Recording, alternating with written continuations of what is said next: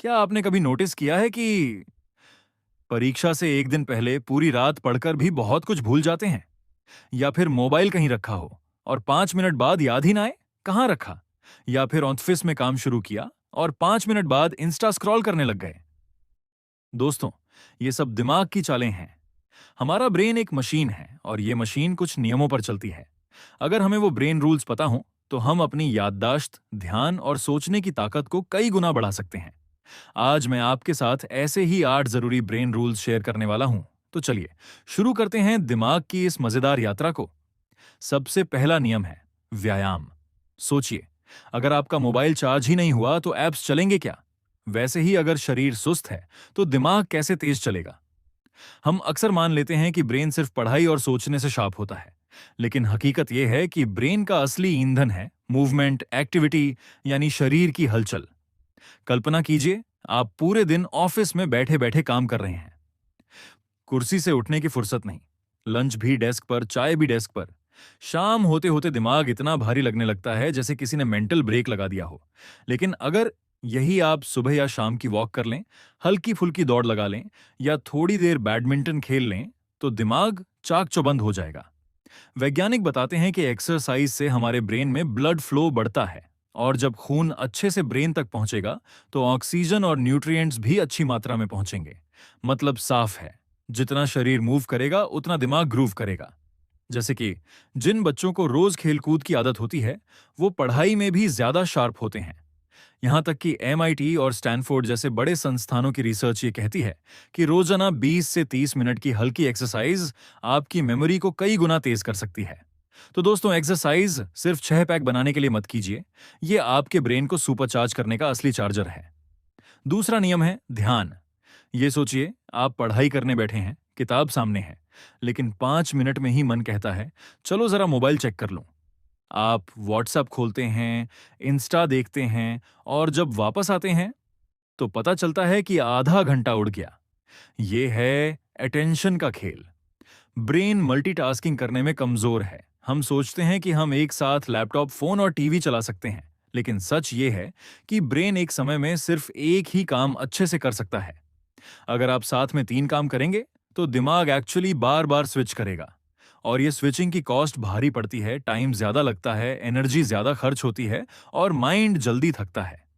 माना कि आप एक स्टूडेंट हैं, आपके पास 3 चैप्टर्स पढ़ने का टारगेट है, लेकिन बीच बीच में आप मोबाइल चेक कर लेते हैं, तो आपको लगेगा कि आप बहुत बिजी हैं, लेकिन एक्चुअली आपकी लर्निंग आधी भी नहीं होती। दोस्तों, ब्रेन को स्मार्ट बनाने का सबसे आसान तरीका है, रूल यही है, work on one thing at a time.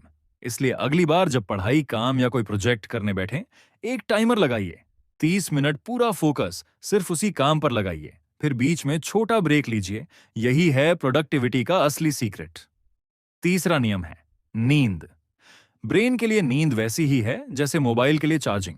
अगर आपने मोबाइल रात भर चार्ज नहीं किया तो सुबह बैटरी लो दिखाएगा।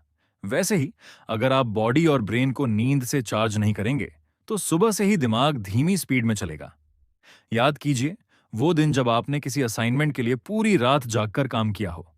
सुबह बॉडी थकी हुई, आंखें भारी और माइंड स्लो मोशन में। याददाश्त भी कमजोर हो जाती है और मूड भी खराब। विज्ञान कहता है कि जब हम सोते हैं तो हमारा दिमाग दिन भर की सारी जानकारी को फाइल की तरह सॉर्ट और स्टोर करता है। मतलब स्लीप आपके मेमोरी हार्ड डिस्क को मैनेज करती है। अगर आप ठीक से सोते हैं तो आपने कल जो सीखा था वो लॉन्ग टर्म मेमोरी में चला जाएगा। लेकिन अगर नींद अधूरी है तो दिमाग उस लर्निंग को कचरे की तरह डिलीट कर देगा। इसलिए किसी भी एग्जाम की तैयारी या काम की प्लानिंग में नींद को इग्नोर मत कीजिए, क्योंकि नींद सैक्रिफाइस करने वाला इंसान एक्चुअली अपने माइंड को सैक्रिफाइस कर रहा है। चौथा नियम है तनाव।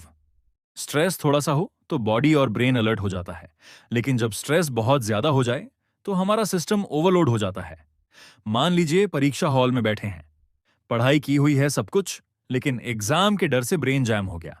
आपको वही फॉर्मूलास याद नहीं आ रहे जो कल तक क्लियर थे। यही है स्ट्रेस का रियल नुकसान। स्ट्रेस सीधा हिपोकैम्पस पर असर डालता है। ये ब्रेन का वह हिस्सा है जहां मेमोरी स्टोर होती है। जितना स्ट्रेस उतना वीक मेमोरी और वीक डिसीजन मेकिंग। इसलिए हमें स्ट्रेस मैनेजमेंट सीखना चाहिए। मेडिटेशन, डीप ब्रीदिंग, हॉबीज या किसी दोस्त से बात करना, ये सब छोटे छोटे स्टेप्स आपके दिमाग को कूल रखते हैं।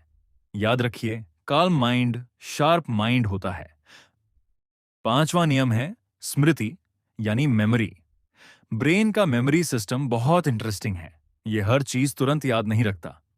उदाहरण के लिए, अगर आपने आज किसी से पहली बार मुलाकात की और उसका नाम सुना, जैसे सुमित या नेहा, तो चांसेस हैं कि कुछ देर में भूल जाएंगे। लेकिन अगर आपने उस नाम को बार बार दोहराया या उसे किसी खास मोमेंट से जोड़ दिया, तो वो पक्का याद रहेगा। यही मैजिक है रिपीटिशन और एसोसिएशन का। रिसर्च कहती है इंफॉर्मेशन को जितना रिविजिट और रिपीट करेंगे, उतना डीप मेमोरी में स्टोर्ड होगी। यानी मेमोरी को ट्रेन किया जा सकता है। कई सक्सेसफुल लोग अपनी याददाश्त बढ़ाने के लिए छोटी छोटी टेक्निक्स अडॉप्ट करते हैं, जैसे किसी नंबर को गाना बनाकर याद करना, किसी लेक्चर को स्टोरी में बदलना या दो कॉन्सेप्ट्स को जोड़कर समझना। इसलिए याददाश्त कमजोर होना कोई कमजोरी नहीं, बल्कि सही टेक्निक की कमी है। छठा नियम है सेंसेस। हम चीजों को ज्यादा अच्छे से याद तभी रखते हैं जब वो केवल पढ़े सुने नहीं, बल्कि देखे सुने और महसूस भी किए गए हों। सोचिए, अगर कोई कहे आम मीठा होता है, हो सकता है आप भूल जाएं। लेकिन अगर आपने आम का रस पिया है, उसकी खुशबू सूंघी है और उसकी मिठास जीभ पर महसूस की है, तो वो अनुभव जिंदगी भर याद रहेगा। यानी सेंसेस हमारी लर्निंग को मल्टी टच बनाते हैं। टीचर्स भी इस ट्रिक का इस्तेमाल करते हैं।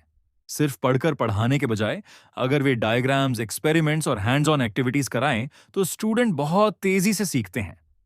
तो जितनी ज्यादा सेंसेस इन्वॉल्व होंगी, उतनी स्ट्रॉन्ग मेमोरी बनेगी।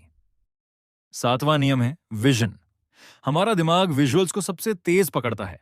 क्या आपने नोटिस किया है? स्कूल की कई बातें भूल गई, लेकिन किताब में बने डायग्राम्स, मैप्स या चार्ट्स याद रहते हैं। यही है विजुअल्स की ताकत।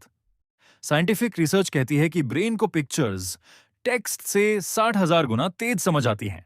मतलब एक डायग्राम, एक कार्टून या एक पोस्टर 1000 शब्दों के बराबर होता है। इसलिए अगर आप कोई स्किल सीख रहे हैं, तो साथ में विजुअल चार्ट्स या माइंड मैप्स बनाइए। प्रेजेंटेशन बना रहे हैं, तो सिर्फ बुलेट्स मत लिखिए, इमेजेस भी ऐड कीजिए। याददाश्त कई गुना बढ़ जाएगी। 8वां और आखिरी नियम है संगीत और भावनाएं। दोस्तों, ये दोनों सीधे दिल और दिमाग पर असर डालते हैं।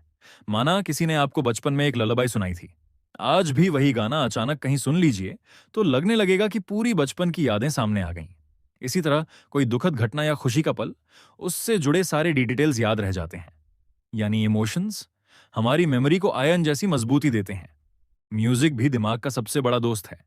हल्का इंस्ट्रूमेंटल सुनते ही माइंड रिलैक्स हो जाता है, क्योंकि साउंड वेव्स सीधे ब्रेन के अंदर डोपामीन और सेरोटोनिन जैसे खुश रहने वाले केमिकल्स रिलीज कर देते हैं।